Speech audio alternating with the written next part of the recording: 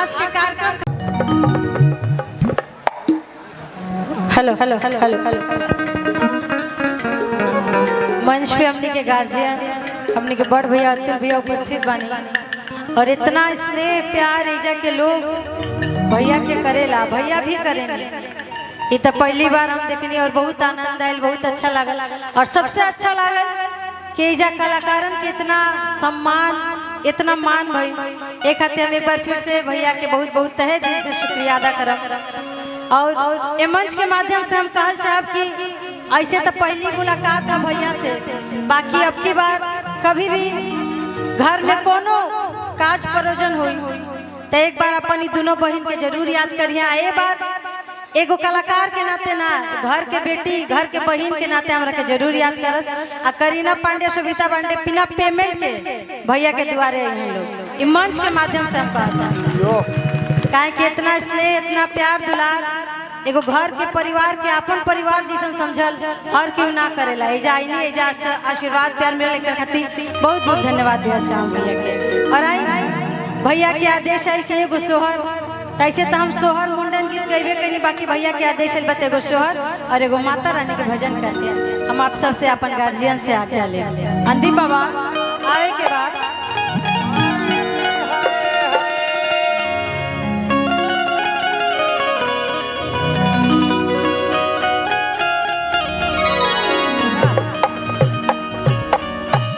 सभा जुटल बताए खातिर तो हम यह लाइन कहब आ तमाम एक से बड़ा कलाकार है धरती पे आइल बा कि ऐसा ना मनोहर मंगल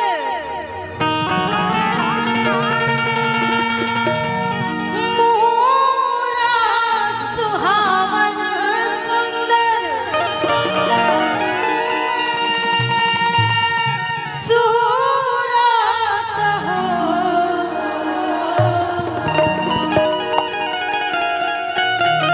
आज के कार्यक्रम खातिर सब समाज पूरा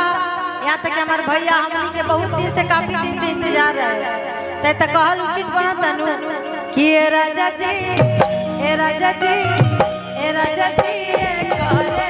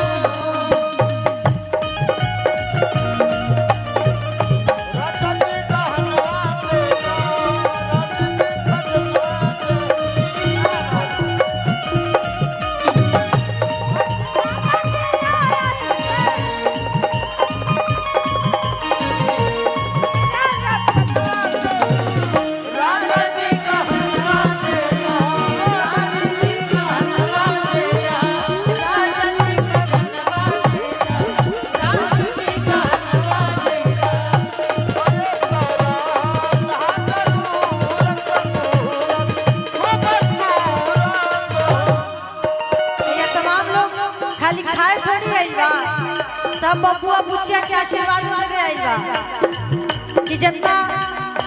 बड़ा नाम बबुआ के पापा यानी हमनी के गार्जियन हमनी के बड़ भैया अतुल भैया के बा बबुआ भैया के नाम एकरो से ऊंचा करस काहे के बा कैसे